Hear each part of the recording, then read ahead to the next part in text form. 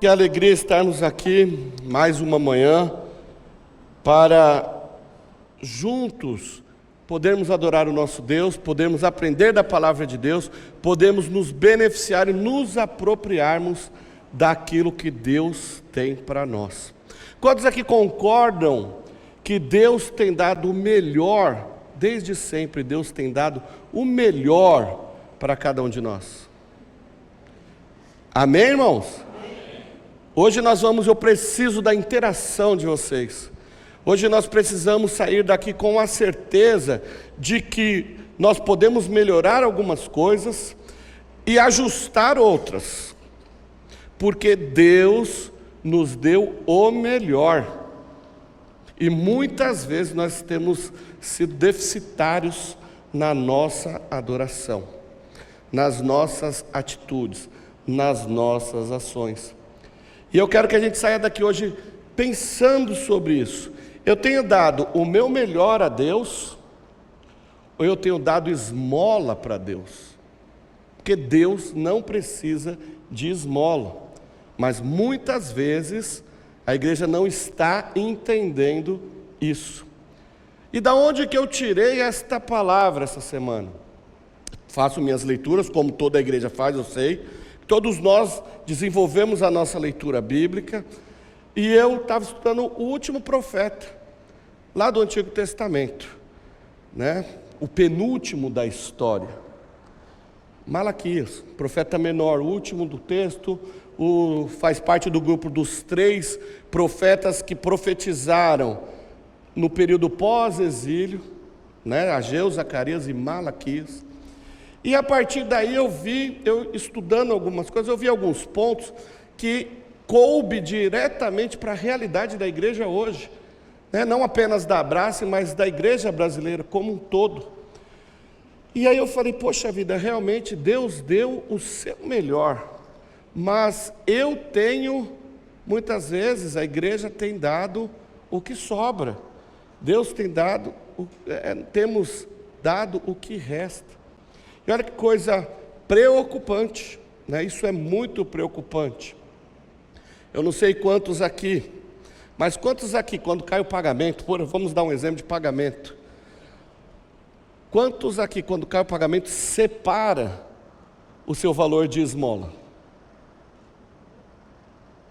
Eu vou separar aqui uma parte para dar no farol, para dar para o carinha que eu vejo ali pedir. Quantos aqui fazem isso? Ninguém faz isso. Ninguém faz isso. Por quê? Esmola a gente dá, se der, quando quiser e se tiver. Não é isso? Então nós já temos agora uma preocupação, vamos já ficar com uma pulga atrás da orelha. Como tem sido a minha adoração? Malaquias, ele profetizou então, como eu já falei, na época pós-exílio. Que época foi essa? Os profetas, eles estão sempre inseridos, nós vamos ver lá, desde Jeremias, Isaías, né? Nós vamos ver até Malaquias, que o bloco desses profetas estão inseridos na história do povo hebreu, na história do povo judeu. Eu já cantei aqui a bola que Malaquias, ele fala já pós-exílio, então ele vai estar ali entre Esdras, Neemias e Esther. O comecinho do livro de Esdras, nós vamos ver que os profetas Ageu e Zacarias profetizaram. O que estava acontecendo neste momento? O povo saiu, lembram-se lá, Jeremias, ele anuncia para o povo antes do cativeiro na Babilônia: olha, se arrependam dos seus pecados, porque o Senhor irá os levar à Babilônia, para que vocês possam ser disciplinados e aprenderem a voltar o seu coração a Deus, porque vocês falharam feio, e por isso Deus os julgará na Babilônia. Lembram-se disso? Jeremias 25 vai dizer que isso ia durar 70 anos. O livro de Neemias, o livro de Esdras e o livro de Esther já estão neste momento, passados esses 70 anos. Então o povo de Deus está esperando este momento chegar, e eles estão contando dia após dia. Vai chegar 70 anos, e eu creio na promessa de Deus. O profeta Isaías também disse que isso iria acontecer, só que o Isaías, capítulos 44 e 45, Isaías ele vai além.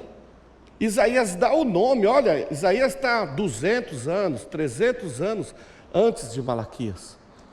E para que o povo soubesse que era Deus quem estava falando, Isaías dá o nome do ungido.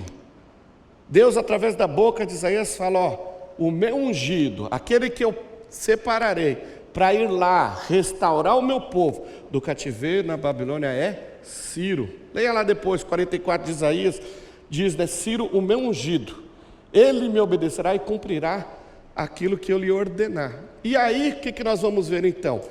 Esdras começa o seu livro dizendo deste retorno. Neemias também, porque Neemias, ele é a terceira leva que volta da Babilônia para Judá.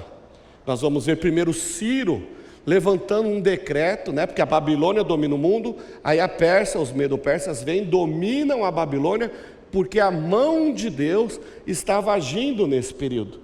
A mão de Deus estava por trás agora do processo de conquista da Babilônia. Por quê? Porque era um projeto de Deus.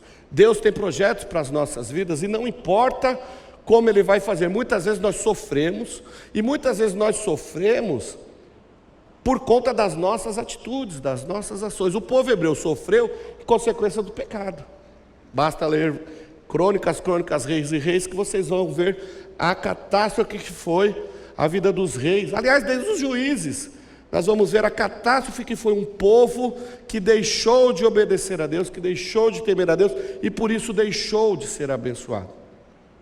Então, nós vamos ver, Ciro levanta, manda um decreto. Olha, todo judeu, quem for judeu, pode voltar para a sua terra, pode restaurar a sua terra, restaurar a sua adoração, restaurar o seu templo, que havia sido destruído, lembra? 586, na invasão de Nabucodonosor. O templo de Salomão, aquela coisa maravilhosa, linda, havia sido destruído. Então Zorobabel lidera a primeira remessa do povo que vem. Alguns anos depois, e é engraçado que Ciro baixa o decreto e disponibiliza recursos financeiros para a viagem daquele povo, para a restauração de Judá. Alguns anos depois, então, com o templo reparado, agora é hora do quê? De Esdras entrar no cenário, porque Esdras era um escriba.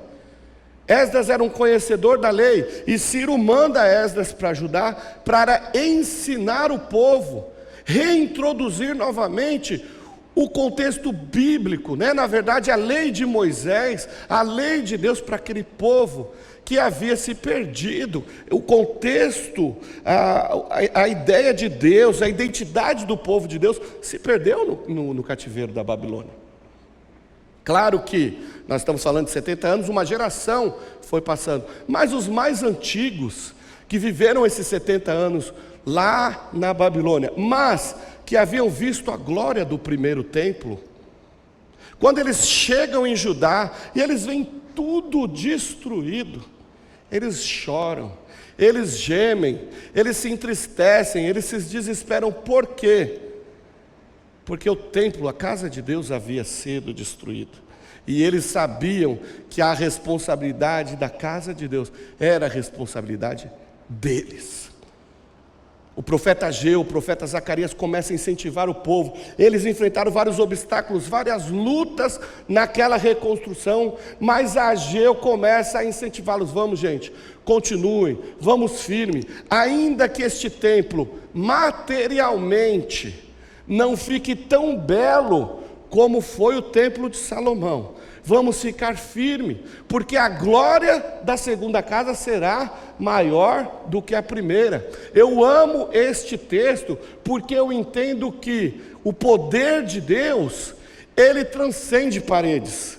O poder de Deus, nós não podemos colocar o poder de Deus, aquilo que Deus faz, dentro de uma caixinha.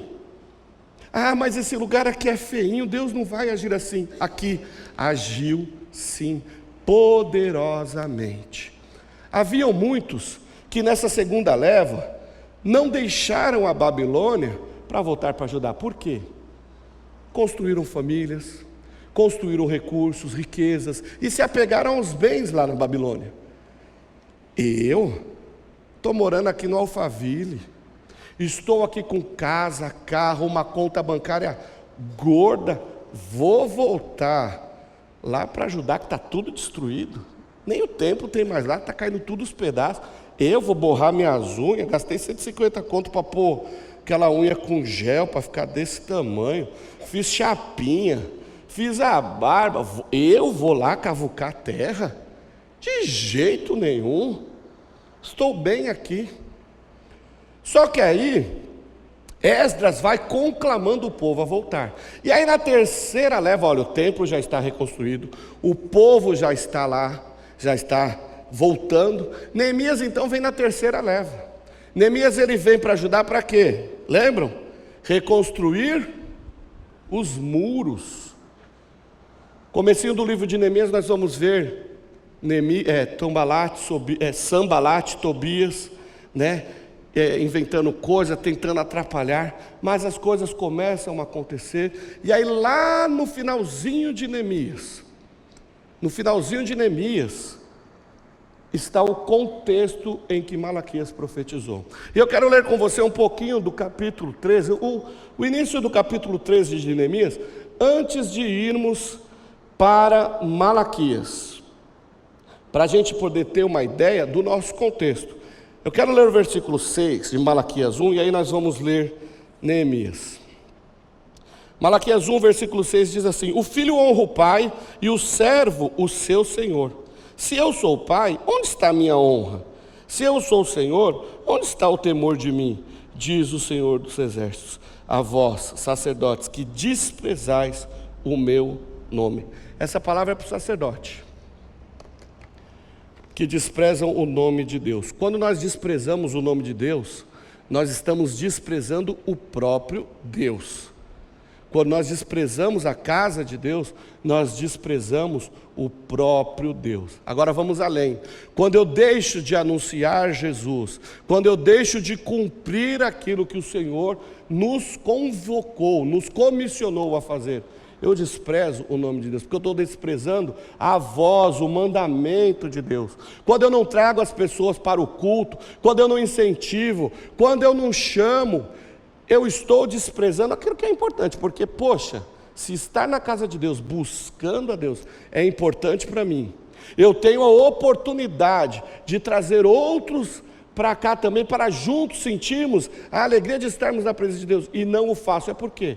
Talvez então não haja tanto interesse assim da minha parte em cuidar do zelo da casa de Deus, em anunciar a palavra de Deus, em mostrar ao mundo aquele Deus que eu sirvo, o Deus que me agrada, o Deus do qual eu me comprazo, não o Deus que me agrada, mas o Deus que me cuida de mim, porque você é algo muito querido de Deus, e Deus tem interesse em você. Deus tem interesse nas vidas. Jesus morreu por vidas. Então nós precisamos ter este interesse. Mas vamos voltar aqui. Então, o templo voltou para os cultos. O muro foi reconstruído. Está tudo uma maravilha. Mas observe que no último pedaço do livro, depois de Neemias estar lá em Jerusalém, ele precisa voltar para Suzã, para estar com Artaxerxes, o rei lá persa, por pelo menos 12 anos. E durante esses 12 anos, Judá ficou sem liderança. E olha só o que aconteceu. Capítulo 13 de Neemias, versículo 6 apenas. Durante todo este tempo eu não estive em Jerusalém, pois no 32º ano do reinado de Artaxerxes, rei da Babilônia, eu voltei ao rei, mas depois de alguns dias pedi ao rei que voltasse. E voltei a Jerusalém e fiquei sabendo do quê? Fiquei sabendo do mal que Eliasibe havia feito em preparar para Tobias uma sala no pátio do templo. Isso me desagradou muito, e por isso tirei todos os móveis, tirei tudo que havia, desconstruí tudo que fora construído. Por quê? Eliasibe era o sumo sacerdote. Eliasibe tinha se casado com algumas emonitas, com algumas mulheres que não eram do povo de Deus. Eliasibe era amigo de Tobias. Quem é esse Tobias? Tobias é um inimigo de Deus, é um inimigo do povo de Deus. Nós vamos ver isso, eu acabei de citar lá no comecinho do livro. Tobias fez de tudo para empacar a obra de Deus. E aí quando Neemias sai, que Eliasibe assume, pensem, um líder sai de cena, ou um líder fraco, aí qualquer um pode dominar tudo e fazer tudo. Neemias, ele saiu de cena, ele foi até o rei Artaxerxes, ficou lá por 12 anos, Eliasibe dominou e bagunçou tudo. Eliasibe, como sumo sacerdote, então, o que ele faz? Arruma um lugarzinho dentro do templo de Deus, para um inimigo de Deus. Olha só, Tobias provavelmente começou então a minar a adoração, começou a minar o amor do povo de Deus pelo seu Deus.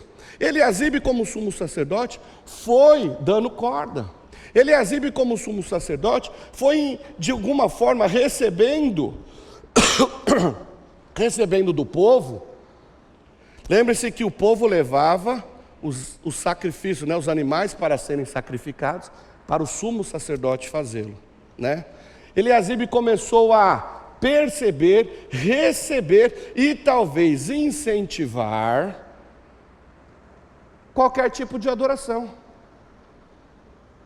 Nós vamos ver aqui em Malaquias, qualquer tipo de adoração. E aí o templo foi prejudicado, o serviço da casa de Deus foi prejudicado, a manutenção na casa de Deus foi prejudicado, a adoração a Deus começou a ser negligenciada, porque o povo começou a entender que, eu posso adorar a Deus da forma que eu quiser, quando der, da forma que tiver que ser, mas assim, do meu jeito. Vai ser do meu jeito. Deus, Ele quer ser adorado do jeito dEle, não do nosso jeito. Deus é em primeiro lugar. Deus não é se sobrar. Deus nos deu o melhor, Ele não precisa de esmola. E aí caminhando, então, este cenário era um cenário onde o povo estava com falta de tudo. Havia uma seca muito grande em Judá, havia falta de recursos, havia falta de alimento. E é interessante que as nações circunvizinhas, todas estavam prósperas, todas estavam crescendo. E por que será que tudo isso estava acontecendo? Vamos tentar correr um pouco aqui no livrinho de Malaquias. São 4 capítulos, pouca coisa, e eu quero trabalhar com vocês. O versículo 1 do capítulo 1 diz assim: sentença do Senhor contra Israel, por intermédio de Malaquias. Opa, peraí, o que é uma sentença? É um decreto, tem a ideia de peso, uma palavra que Deus não vai voltar atrás. Então, Deus tem uma palavra para nós nesta manhã. Deus tem uma sentença para nós aqui nesta manhã. E qual foi a sentença dada ao povo de Israel? Vamos entender que, primeira coisa, é uma sentença contra os pecados de Israel. E nós vamos ver aqui no capítulo 2, Deus diz assim: eu sempre vos amei, mas vós perguntais. Opa, se eu estou falando uma coisa e você está me questionando muito, é porque você está duvidando da minha palavra. Então Deus está dizendo: eu sempre vos amei, mas vós me perguntais: de que maneira tem me amado? De que maneira tem nos amado? E aí Deus vai responder: por acaso eu não amei Jacó e preteri Esaú? Eu não fiz isso? E aqui a ideia não é que Deus odiou Esaú, ou que Deus amou mais um do que o outro, não. A ideia aqui é o quê? Haviam 2 gêmeos na barriga da sua mãe. Deus tinha que escolher, Deus tinha que cumprir, certo? A sua promessa dada, Gênesis 15, dada a Abraão. 2 filhos nascem, ele vai ter que escolher um dos 2 para dar sequência na promessa. Então, ele escolheu Jacó em relação a Esaú. Aí, claro que nós vamos ver que depois Esaú, ele desanda na vida. Os edomitas, que é a descendência de Esaú, tornam-se inimigos do povo de Deus, e o povo de Deus torna-se Judá, torna-se Jacó. seus 12 filhos, e aí vai chegando até onde? Até na igreja. Olha só, então nós somos o povo que Deus se importa. Ah, mas Deus não se importa com o outro ali? Sim. Deus quer que eles vejam e conheçam através de nós, povo de Deus, conheçam a revelação do seu Filho Jesus. Então, entre aquele que não conhece a Cristo e nós que conhecemos que somos povo de Deus, óbvio que Deus tem interesse em nós. Mas isso não significa que Ele odeia o pecador. Ele odeia o pecado, mas não o pecador. Por isso que Ele nos levantou como seu povo, como igreja, para levarmos Cristo ao pecador. Essa é a nossa missão, esse é o nosso papel. Nós não podemos nos conformar com a vida que nós vivemos apenas pura e simples. Ah, eu aceitei Jesus, eu sei que eu sou salvo, filho de Deus, mas isso basta. Não, nós fomos chamados para ser e fazer discípulos. Então nós precisamos entender isso, nós temos esta missão. E aí, muitas vezes nós duvidamos do amor de Deus, muitas vezes nós duvidamos que Ele está cuidando da situação. Então o primeiro pecado, primeira sentença de Deus contra o povo naquele momento é: não duvide do meu amor. E a mensagem para nós nesta manhã é essa: nunca duvide do amor de Deus sobre a sua vida. Nunca duvide do amor de Deus pela sua vida. Não importa a situação que você esteja passando, não importa o que estiver acontecendo, Deus está no controle de tudo. Ele te ama. Não duvide nunca disso. Outra coisa, versículo 6: o filho honra o pai e o servo o seu senhor. Se eu sou o pai, onde está a minha honra? Se eu sou seu senhor, onde está o temor de mim? Diz o Senhor dos Exércitos aos sacerdotes que desprezam o seu nome. Opa, agora nós começamos a ver algumas coisas interessantes. Então, lembre-se que é o contexto de Neemias. O povo conhecia a lei, o povo havia aprendido, porque lembram-se lá em Deuteronômio, quando a lei é entregue, Deuteronômio 6, quando Deus fala para Moisés: olha, tudo que eu te falei, todos esses mandamentos você vai falar dos filhos, para os filhos, para os filhos, para os filhos, para o filho, não é isso? O seu filho vai falar para o seu neto vai falar para o seu bisneto, o bisneto vai falar para... E isso será estatuto perpétuo, de geração a geração. Então o povo conhecia. Deuteronômio 7 diz, que Deus amou o seu povo. Então todos eles sabiam do amor que Deus tinha pelo seu povo. Todos eles sabiam que tipo de adoração era a adoração que agradava a Deus. Que tipo de amor é o amor que agrada a Deus. Que tipo de ação é o amor que agrada a Deus. E agora, neste momento, na ausência de Neemias, o povo está fazendo do jeito que quer. Os sacerdotes não estão nem um pouquinho preocupados com a liturgia do culto. Será que nós vemos isso hoje? Pastores que não estão muito preocupados com as coisas que estão acontecendo dentro da igreja. E é interessante, eu fico arrepiado quando eu leio isso aqui. Olha o versículo 7. Vocês têm desprezado o meu nome. Como que eu tenho desprezado o seu nome? Quando vocês oferecem alimento impuro sobre o meu altar, quando vocês oferecem sacrifício de um animal cego, isso não é errado, isso não é sobra, isso não é resto, isso não é esmola. Deus não precisa de esmola. Nós vamos ver lá no capítulo 1 de Levítico, quando Deus começa a falar: olha, os animais que precisam ser sacrificados, a oferta que deve ser entregue a mim, deve ser animal macho, sem defeito, sem osso quebrado. Por quê? O cordeiro imolado, o cordeiro sacrificado, perfeito, ele está apontando para quem? Para Jesus Cristo. E o sangue do cordeiro derramado está apontando para quem? Para a cruz de Cristo, porque sem derramamento de sangue não há remissão de pecados. Se Deus nos deu Cristo como sacrifício perfeito, como que eu tenho coragem então de levar esmolas para Deus? Como que eu tenho coragem então de pegar lá o bichinho que está com a perna quebrada, que está cego? Por quê? Isso é o que eu não uso. As moedinhas. A gente cuida primeiro do que nos importa, do que nos interessa. E aí a gente pega as moedinhas, porque não tem mais nota de R$1, não é isso? Então a gente pega as moedinhas e traz para o Senhor. Compro o carrão, compro casona, faço isso, faço aquilo, faço o melhor para tudo e para todos que me interessam. Mas eu desprezo, eu trago o resto quando tem o resto. Porque esmola não é assim? Esmola a gente dá quando dá no farol. Às vezes, né? Você tem uma moedinha lá e você já vê o cara no farol pedindo. Aí você já, deixa eu dar essa moeda aqui, que aí ele para de falar logo. Irmãos, Deus não precisa da nossa esmola. Nós precisamos entender a nossa adoração.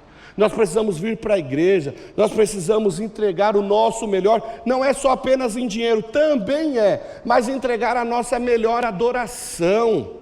Entregar o nosso melhor momento, entregar tudo que for a primícia das nossas vidas. É a primícia do tempo, a primícia da alegria, a primícia de dinheiro, a primícia de tudo. Nós entregamos a primícia da preguiça. Nós entregamos a primícia do quê? Da moedinha quando sobra. Irmãos, primeiro, a honra a Deus. Primeiro de tudo na nossa vida, a honra a Deus. Quando o pessoal do louvor está aqui cantando, se prepararam já durante a semana, ensaiaram, chegaram aqui 8 horas, 10 para as 8 da manhã, para ensaiar, para levar o melhor a Deus. E muitas vezes a igreja não tem ação diante de Deus. Por que não tem ação diante de Deus? Porque durante a semana não houve um preparo, não se criou uma expectativa, não se honrou a Deus na sua segunda sábado. Quando eu crio expectativa, quando eu gero expectativa, quando eu saio daqui da igreja já criando expectativa para o próximo domingo, eu vou fazer meu devocional melhor, eu vou orar melhor, eu vou ir para o GC, eu vou fazer de tudo para ir para o GC estudar a Bíblia, eu vou fazer de tudo para vir na quarta-feira orar aqui. Ah, mas eu não consegui, sei lá, o trânsito, a distância. Mas fez lá na sua casa, orou lá na sua casa, buscou a Deus lá na sua casa, viveu o sobrenatural, o extraordinário na sua casa? Não. O que vai acontecer quando chegar aqui na igreja? O resto, é a sobra, é a esmola. Nós precisamos honrar a Deus, irmãos, nós precisamos buscar e entender qual é o nosso papel diante do Senhor, pois Ele nos deu o melhor. E olha que interessante, no versículo 14, do capítulo 1 ainda.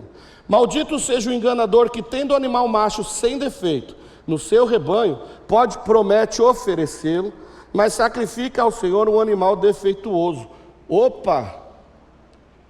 Deus está falando com o povo, olha aqui, com os sacerdotes. Deus está falando com o povo que eles entendiam e sabiam como deveria ser feita a adoração, mas não faziam. Eles tinham lá no seu rebanho animais perfeitos, animais bonitos, animais prontos, a primícia, os melhores do seu rebanho. Mas o que eles faziam?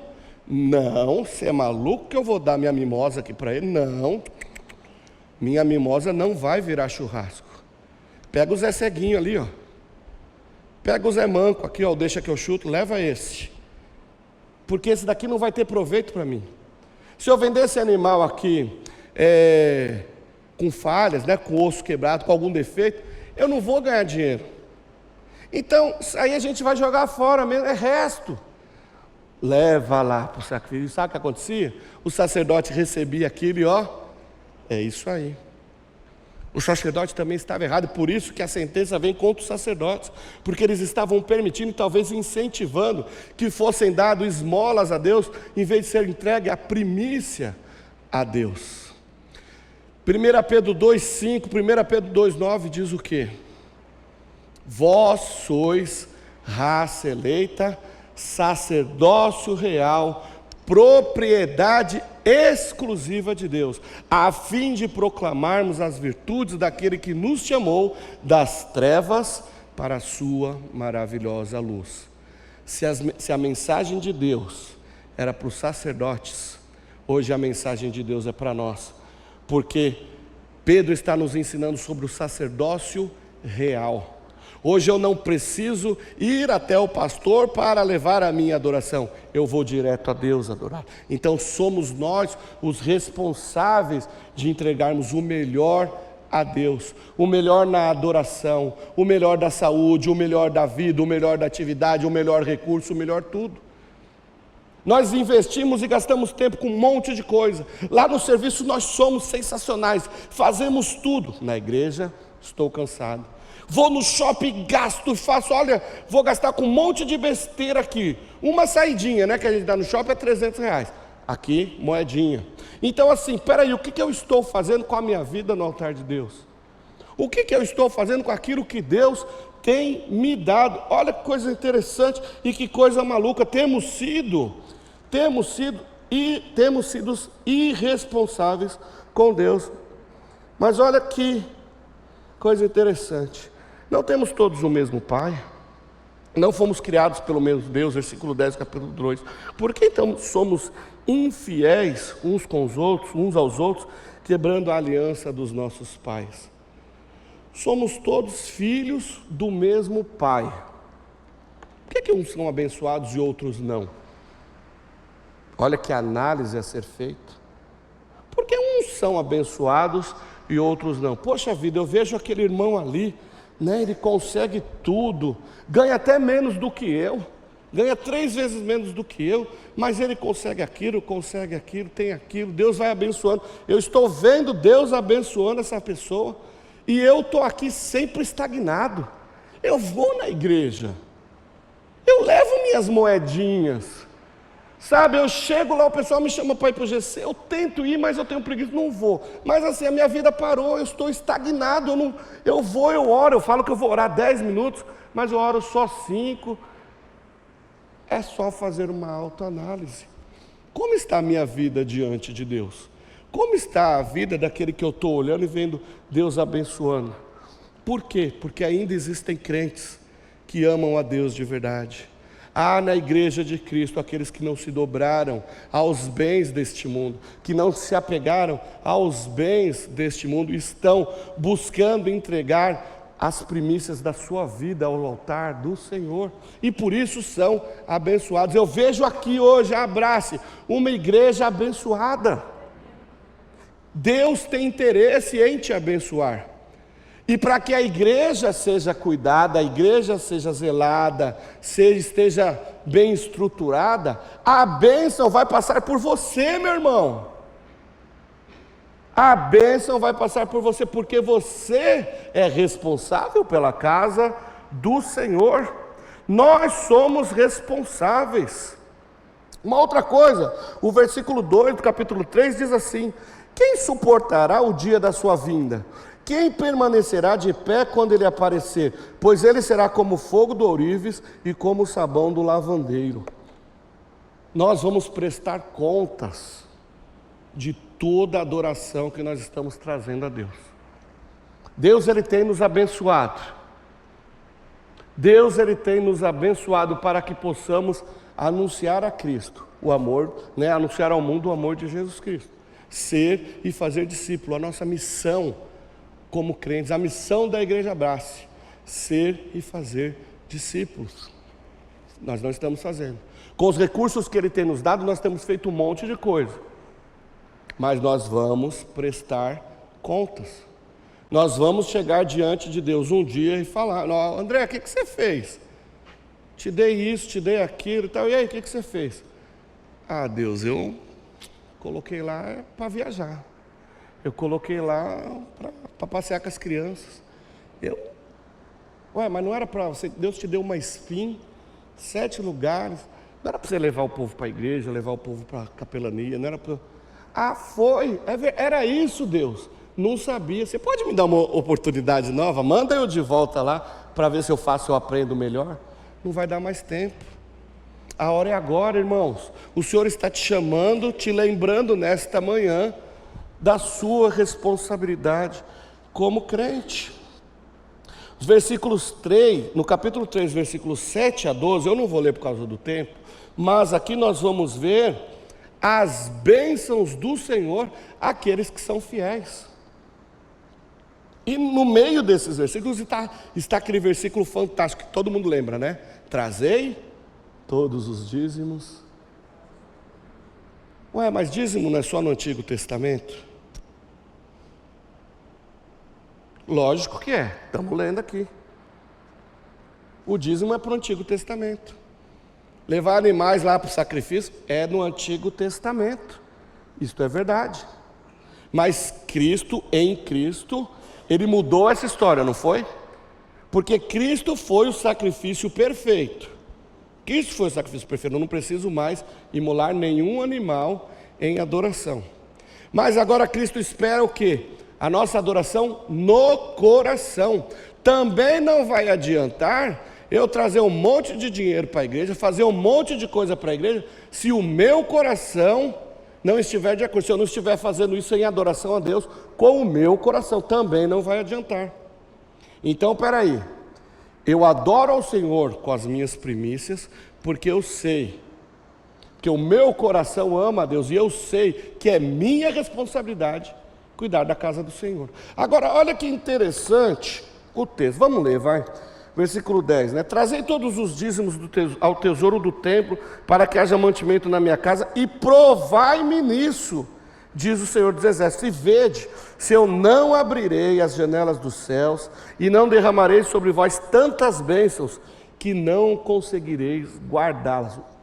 Gente, ser fiel ao Senhor, e faça a prova. Ele está falando, me prova que você vai ver, se não vai abundar. Aliás, vai super abundar, vai mega baster, hiper abundar na sua vida. Mas a abundância de Deus nas nossas vidas vai ser do tamanho da nossa fidelidade a Deus. Às vezes deixamos de viver o sobrenatural porque nós não cremos no Deus que é sobrenatural. Nós ficamos no ordinário. Deus está lá prontinho para nos abençoar, mas nós não estamos buscando as bênçãos do Senhor. Agora, quando nós verdadeiramente buscamos a Deus, quando nós entendemos o nosso papel, quando nós entendemos que Deus não precisa de esmola e nós vamos fazer o nosso melhor, olha o que Ele nos diz: vocês não vão aguentar de tanta bênção. Por causa de vocês eu repreenderei a praga devoradora, e ela não destruirá os frutos da vossa terra, nem as vossas videiras no campo perderão o seu fruto. Irmãos, quando somos fiéis a Deus em tudo, somos abençoados em tudo. Quer a bênção do Senhor sobre a sua vida, seja fiel a Ele em tudo. Outra coisa que nós podemos ver aqui, como eu disse, Jesus, ele cumpriu a lei. Nós estudamos isso nos GCs, né? Ele cumpriu a lei. E em algum momento, lá no GC, nós falamos o quê? Que o Novo Testamento, na época da graça, o nível da exigência moral do povo de Deus elevou. Cristo, quando Cristo diz assim, olha, nós não precisamos mais cumprir a lei, porque o fim da lei está em Cristo, Ele não reduziu a coisa, Ele aprimorou a coisa, o nível foi elevado. Então, peraí, o dízimo é uma coisa do Antigo Testamento, o dízimo é um assunto para o Antigo Testamento, eu não preciso fazer mais, tudo bem. Só que Deus, Ele aumentou o dízimo, Ele aumentou o nível, Deus subiu o nível. Então é verdade, eu não preciso dar o dízimo, eu preciso dar o trízimo, o 5 vezes mais, o 10 vezes mais, eu tenho que dar tudo. Jesus não abaixou o nível, Jesus não falou assim, a partir de agora não é mais dízimo, é 8% só, é isenção fiscal, se você vir para Abrace, você não vai pagar imposto, né? Fica tudo por... Não, Jesus não fez isso. Ele aumentou o padrão, Ele aumentou o nível. Então assim, Ele não quer apenas o seu bichinho de estimação, aquela coisinha ali, o seu mísero sacrifício. Ele quer você por inteiro. Ele não quer só os seus bens, Ele não precisa disso. Ele quer o seu coração. Quando nós adoramos a Deus com o nosso coração, nós vamos encher a igreja. Quando nós adorarmos a Deus com o nosso coração, nós vamos pular aqui, ó, e sentir a presença de Deus de uma maneira extravagante, como nós cantamos aqui hoje.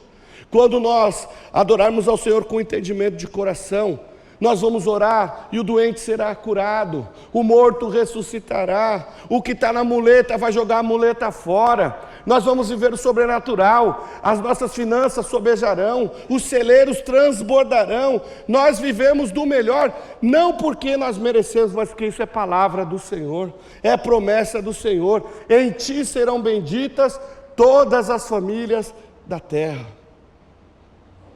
Irmãos, nós temos a faca e o queijo na mão, e nós não desfrutamos, porque nos falta fé. Uma outra coisa no versículo 14, 13 e 14 aqui, no capítulo 3. As vossas palavras foram hostis contra mim, diz o Senhor, mas me perguntam, o que falamos contra ti? Falastes que é inútil servir a Deus. Que vantagem tivemos por ter cuidado em guardar os seus preceitos e por termos lamentados diante do Senhor? Que vantagem eu tenho quando eu fico vindo para a igreja? Mas que coisa, não é? Olha só, quantas vezes a gente já passou por essa situação? Poxa vida, eu estou vendo o outro ali, ó, sendo abençoado, sendo favorecido, eu estou lá na casa de Deus, estou vendo o ímpio prosperando, e eu estou indo para a casa de Deus, eu faço louvor, eu faço capelania, eu faço isso, eu faço aquilo, e está tudo tão difícil. Ou então começa a maledicência dentro da igreja, né? Nossa, Flávio, você viu o pessoal do louvor? Eles cantam ruim demais, que horror. Eu faço melhor, Flávio. Se eu for sozinho lá, eu canto e toco, olha, melhor do que vocês todos. Aí o outro lá na outra ponta, nossa, você viu, eu prego melhor. Eu prego melhor do que o gordinho ali, eu faço muito melhor do que o gordinho. E aí o que vai acontecendo? Um vai minando ali, outro vai minando aqui. A adoração vai o quê? Se esvaindo. As coisas vão, sabe, começam, né?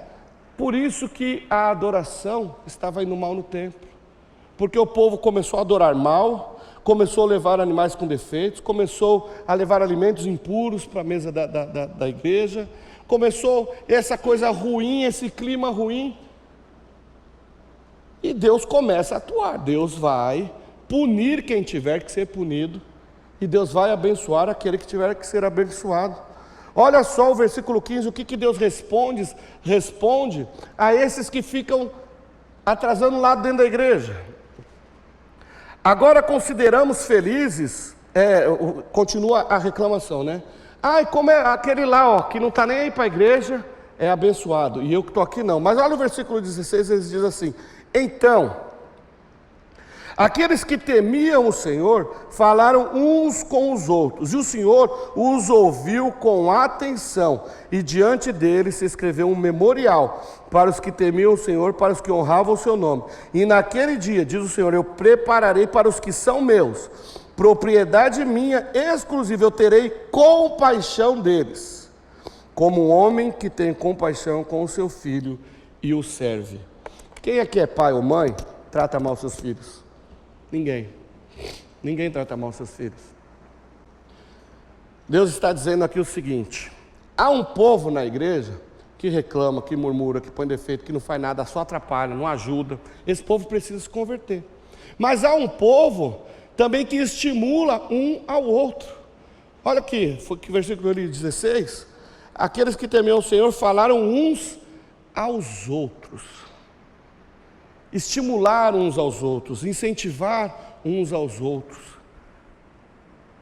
Murilo, vamos segunda-feira lá na casa do Léo, da Lívia, no GC, nós vamos, lá é segunda, né? Vamos segunda-feira lá, aprender mais da palavra de Deus. Olha, nós estamos estudando sobre a espiritualidade de Jesus. Aí o Murilo, poxa, mas não dá, eu estou... Não, Murilo, vamos lá. Eu te busco em casa, eu pago o seu Uber, vamos lá que vai ser legal, vai ter um pão Puma lá com Coca-Cola, olha, vamos junto. O meu irmão não veio na igreja hoje, poxa, eu vou ligar para ele. Agora ninguém liga mais, né? Mensagem. Eu vou mandar um WhatsApp para ele. Não, eu vou mandar uns 5. Eu vou falar para o Flávio mandar também. Eu vou falar para o Herbert mandar também.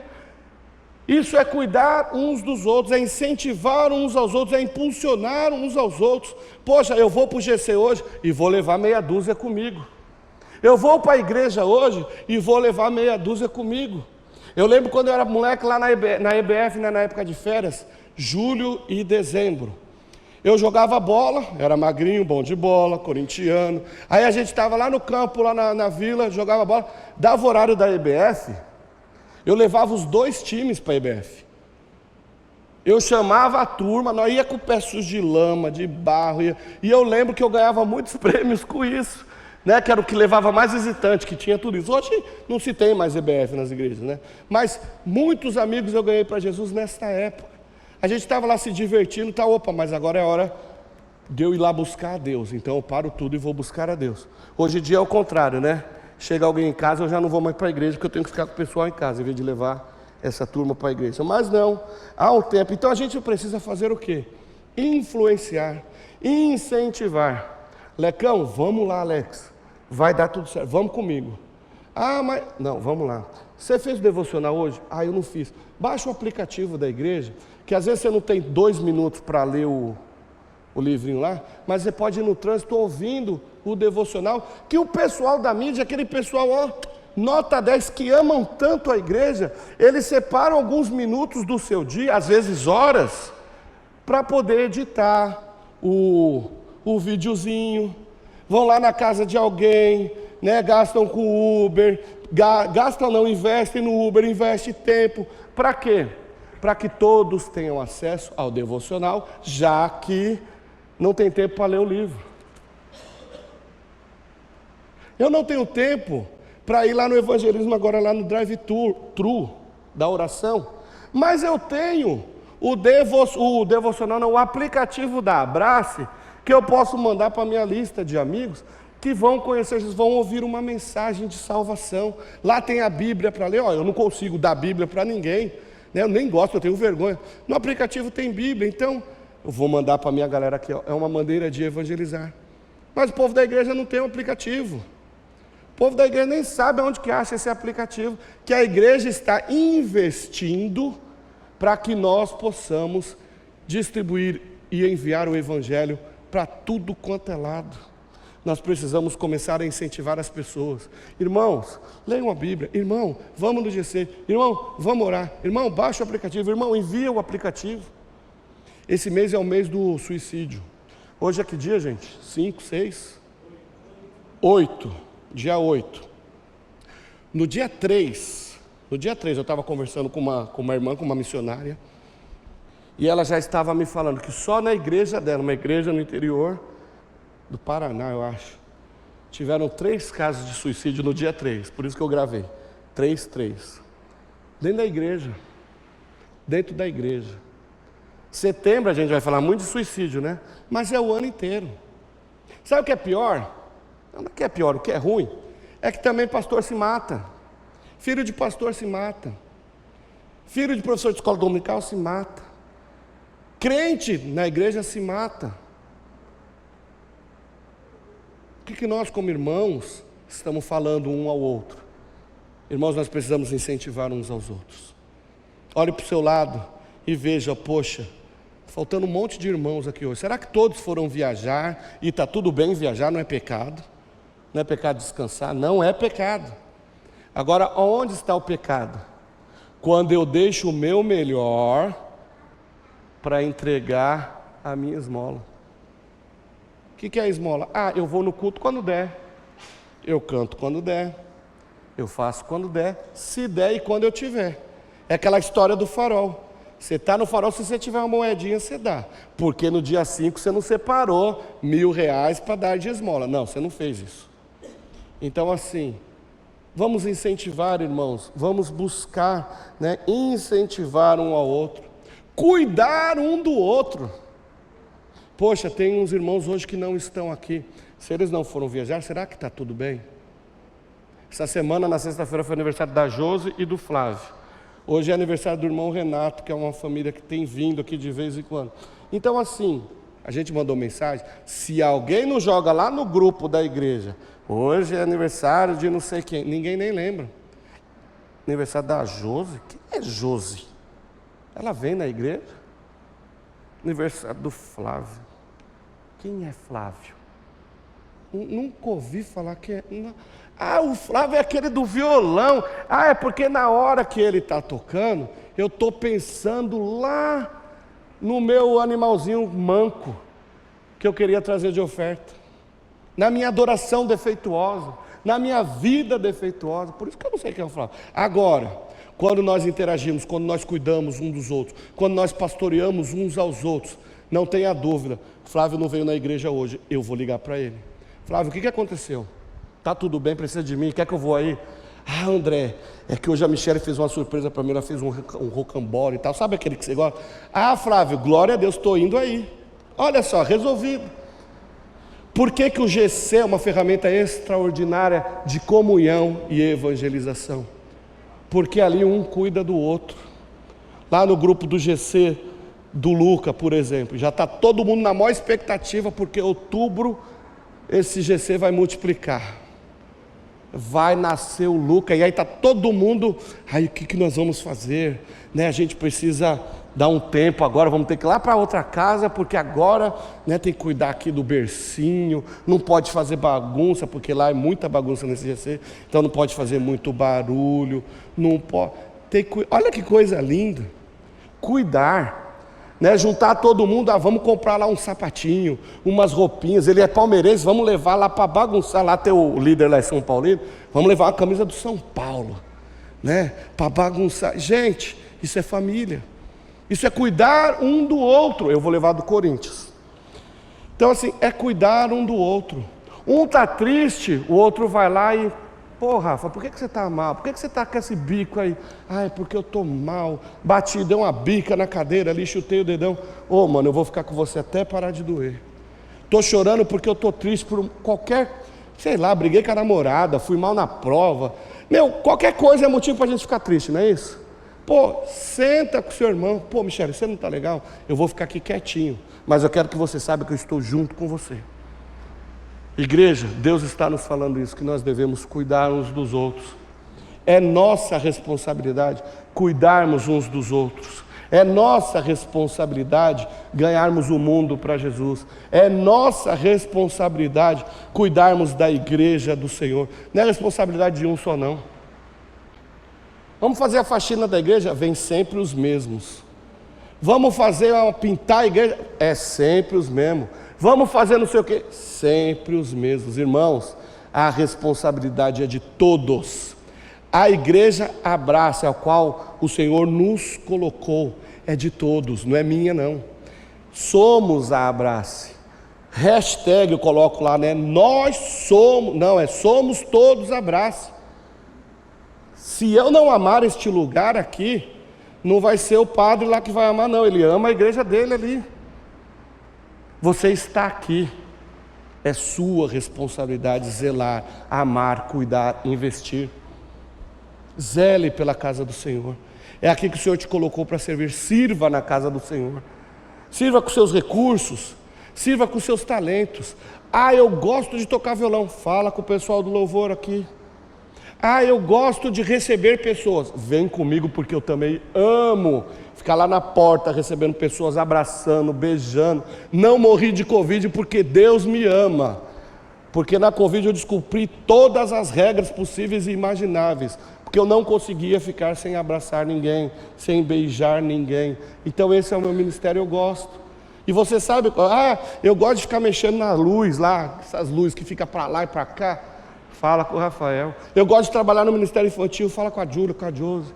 Eu gosto de mexer no som, fala com Deus, né? Porque eu não sei quem cuida do som, que Deus que cuida. Mas assim, é isso. Eu gosto de ajudar na manutenção. Fala com os irmãos da obra, né? Irmão José, o Givanildo.